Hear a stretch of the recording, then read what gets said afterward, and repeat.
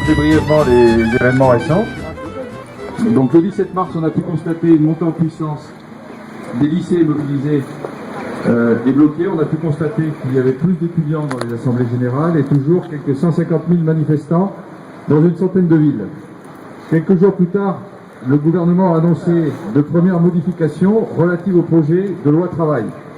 On voit donc qu'après 3 semaines de déni et de soi-disant pédagogie, le gouvernement, sous la pression de la mobilisation, a été forcé de reconnaître que son projet de loi ne passait pas. On connaît les modifications récentes apportées à la loi El Khomri. Le plafonnement des indemnités prud'hommes est modifié. Il y a un recul sur le temps de travail des apprentis mineurs et sur certaines décisions unilatérales de l'employeur. Tout ceci, bien sûr, est insuffisant, mais montre que la mobilisation est efficace et qu'il faut l'amplifier pour obtenir le retrait pur et simple du projet de loi. Il n'est pas possible, en effet, de se contenter de ces modifications parce que la philosophie du projet est intacte, avec en particulier le principe de l'inversion de la hiérarchie des normes. Parce qu'aussi le travailler plus pour gagner moins reste inchangé. Je pense par exemple à la possibilité de baisser le niveau de rémunération des heures supplémentaires par simple accord d'entreprise. Parce que la facilitation des licenciements est toujours à l'affiche. Parce que la casse de la démocratie sociale dans l'entreprise est maintenue, ainsi que la casse de la médecine du travail. Je pense par exemple au changement de mission des médecins du travail qui passe d'une logique de prévention à une mission de contrôle des salariés. Les modifications de ces derniers jours sont des modifications cosmétiques. Le fond du projet de loi, son esprit sont intacts. Cette loi est dangereuse parce que, avec elle, le gouvernement veut faire croire que le drame du chômage qui frappe des millions de Français serait dû au Code du travail. Le Code du travail serait trop rigide, il serait trop gros, trop compliqué, et donc il entraverait la création d'emplois. Les chefs d'entreprise sont dans les starting blocks pour créer des emplois, mais le Code du travail les en empêche. Il faut donc lui faire subir une cure d'amaigrissement, et pour tout dire, idéalement, il faudrait s'en passer pour pouvoir voir baisser la courbe du chômage. Le Code du travail, qui est une construction juridique centenaire, qui a été bâtie au fil des luttes sociales, et dont la raison d'être est fondamentalement de protéger la vie des travailleurs et d'humaniser le travail, parce que le travail peut être le lieu d'une violence. Ce Code du travail est présenté comme un fardeau historique dont il faudrait se débarrasser. Il est certain que les travailleurs ne meurent plus comme au début du siècle dernier d'un coup de grisou dans les mines. On notera néanmoins qu'il y a chaque année 250 000 accidents cardiovasculaires en France, dont la moitié sont liés au travail. On notera aussi que des millions de Français sont concernés par ce qu'on appelle le burn-out, qui est une forme d'épuisement professionnel. Et donc, aujourd'hui comme hier, on a besoin du Code du travail. Cette loi qui veut le faire passer pour une des causes du chômage en France, alors qu'il est un rempart qui protège les travailleurs, cette loi est un mensonge. Toutes les raisons de poursuivre la mobilisation sont donc réunies, plus que jamais, et il faut se donner rendez-vous la semaine prochaine pour une grande journée de grève et de mobilisation le 31. Voilà, merci.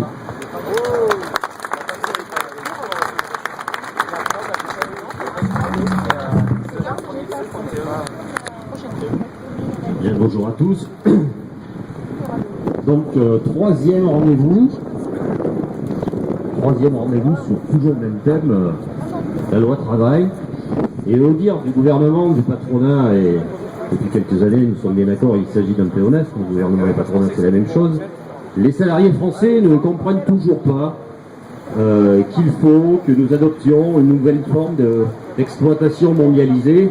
Enfin bref, ce qu'on appelle depuis le 19e siècle le capitalisme, c'est des mots, ce ne sont que des mots.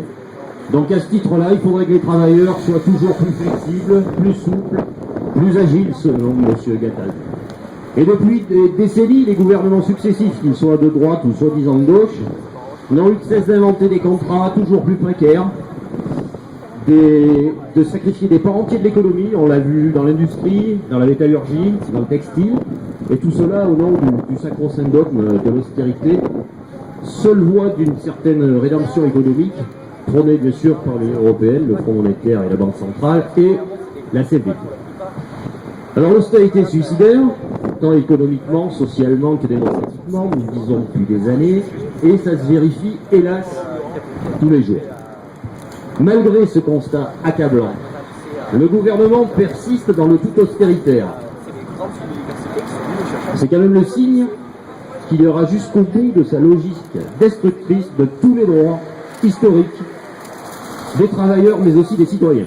je vous le rappelle, je le dis à chaque fois, mais c'est quand même une réalité, nous sommes toujours en état d'urgence, nous ne sommes plus en état de guerre. C'est sous ce verbiage technocratique et éventé un retour, je le redis aussi, à l'ancien régime. Ce ne sont pas que des mots, camarades, ce sont hélas des faits.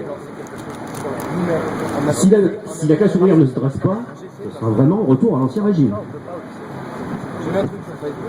Alors après la loi NOTRe, les lois Macron et toutes les contre-réformes qui sont passées, maintenant c'est le code du travail, enfin c'est une nouvelle fois contre le code du travail parce que c'est pas la première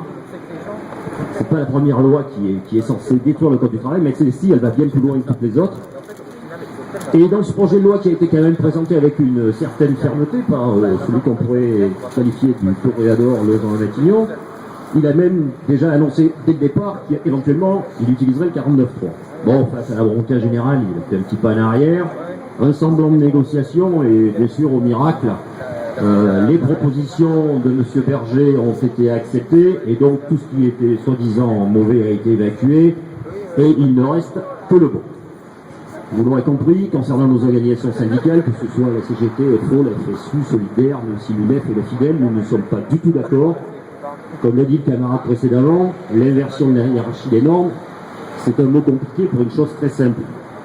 À l'heure actuelle, les salariés sont quasiment tous protégés par une convention collective, après par le code du travail et éventuellement par les accords d'entreprise. L'inversement de la hiérarchie des normes, je voudrais dire que c'est l'accord d'entreprise. Le code du travail n'existe plus, ou alors c'est une coquille vide, tout le monde le sait, et les conventions collectives, évidemment, n'existeront qu'à la marge. Camarades, c'est un projet que si jamais il se met en place, c'est pas dans 10 ans. Hein. C'est vite, c'est très vite. Ils veulent aller très très vite.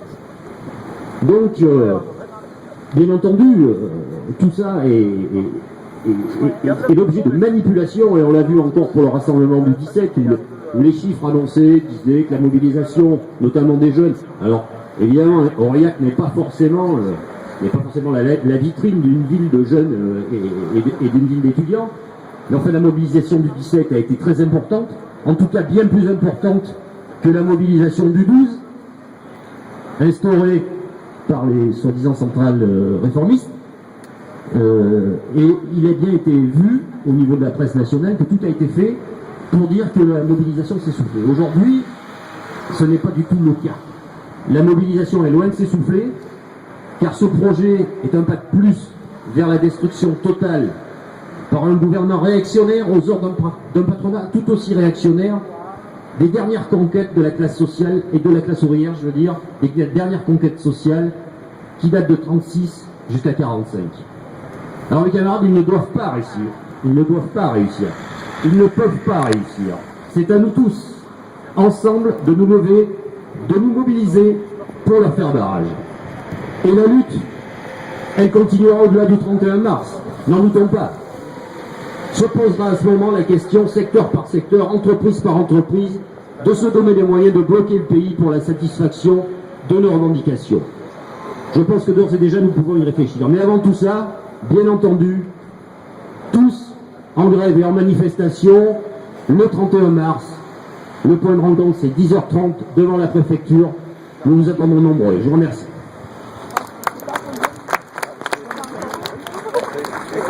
Bonjour à tous, merci d'être venus aussi nombreux. On espère qu'on sera encore plus nombreux la semaine prochaine, même beaucoup plus. Parlez-en autour de vous. Le droit du travail est attaqué. Il ne faut pas qu'on lâche. Parce que c'est pas les mesurettes le petit toilettage de quelques poussières qui est organisé par le MEDEF et par la CFDT qui va nous faire croire que quelque chose a changé. Rien n'a changé, on exige toujours le retrait de la loi anti-travail, puisque tant qu'il y aura cette loi, on peut craindre le pire pour l'emploi. C'est pas une loi pour embaucher, c'est une loi pour débaucher plus facilement, c'est tout. Donc à partir de là, il faut qu'on soit dans la rue, qu'on se batte. Tous on est concernés, que ce soit privé, public. Il faut qu'on soit tous là présents. Des jeunes aux retraités, des actifs aux chômeurs, on est tous concernés. Même s'il y a un contexte national ou international qui nous fait regarder ailleurs, il ne faut pas se tromper, quoi. Les médias s'en servent, le pouvoir s'en sert beaucoup. Il ne faut pas oublier tout ce qui se passe en ce moment.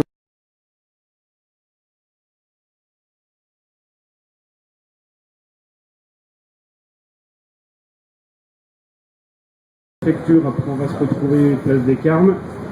Par les âmes pour qu'on grossisse nos rangs et pour qu'on fasse du bruit. Merci.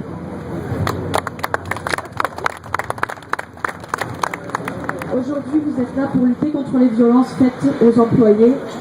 Et il y a d'autres violences qui sont faites en ce moment à Aurillac. Alors excusez-moi de profiter de ce rassemblement. Il y a déjà eu 2 rassemblements hier. Peut-être vous voyez de quoi je parle. Ce sont les familles qui sont menacées d'expulsion en ce moment. Hier, au conservatoire de musique, des professeurs se sont mobilisés, des professeurs du collège aussi, notamment pour la famille abrahamienne, mais aussi d'autres familles qui sont concernées par cela. Et mercredi prochain, mercredi 30, à 18h, il y aura une grande marche qui partira du collège Jules Ferry, où est scolarisé Mané Abrahamian, et qui partira donc du collège pour passer par la mairie et se rejoindre devant la préfecture, en espérant modifier la décision du préfet qui a donc notifié à cette famille une expulsion du territoire imminente. Voilà, j'espère que vous serez là aussi mercredi et jeudi, parce qu'actuellement l'actualité est très très chargée dans le Cantal comme en France. Merci. Parle comme ça, doit être à la CGT pour avoir un accent comme ça. Heureusement qu'il y a la